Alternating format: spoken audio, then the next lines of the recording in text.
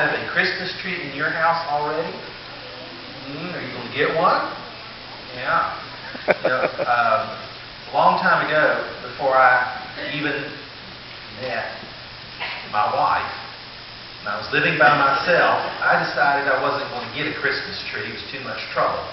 So I just went out and I picked a branch. And that's all I had. I didn't know this story. I'm going to tell you a story. I think this is a true story, too.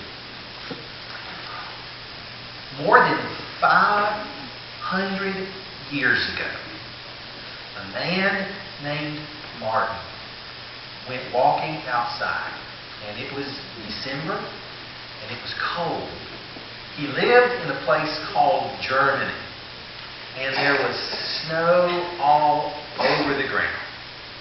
Now, Martin was leader in his church, and he was wandering around thinking about things like what was going on in church, and probably thinking about his family, his wife and children as well.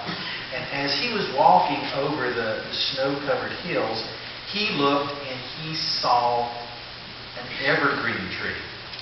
Now, what's special about evergreen trees? Which is, they do. They stay green all winter. That's why we call them evergreens. They don't lose their leaves, like maples and oak trees. They keep them. And their leaves are little needles. But they're green all the time.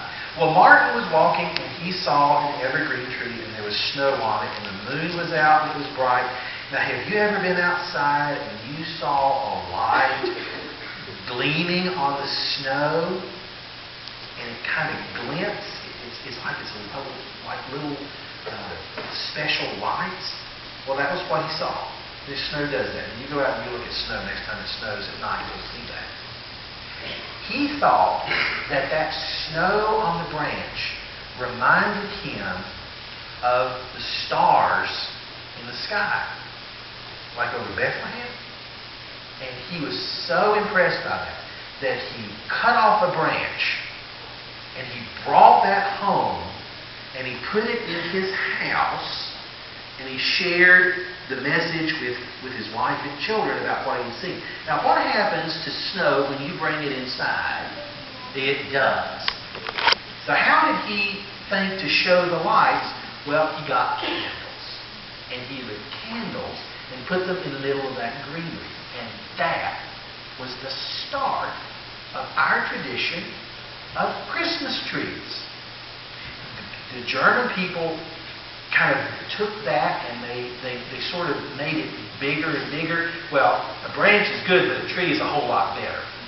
And nowadays, instead of putting candles, we do something else. We put little electric lights on it because candles and trees sometimes don't mix very good. So we have a tree. Now, this tree is decorated with all these wonderful symbols in that remind us of different things about Jesus, and they're wonderful to look at.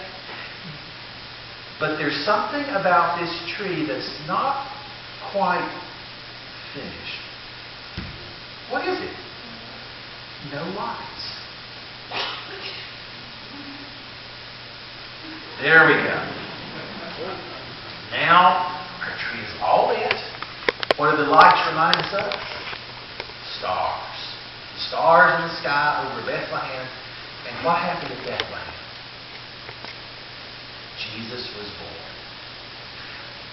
I hope that you have a wonderful time of waiting for Christmas when we celebrate Jesus' birth. And we have some other fun things that we do at Christmas too. Let's pray. Dear God, we give you thanks for this day and this time of the year. Help us to remember how special it is and how wonderful it is to know that Christ is coming to our world. Amen.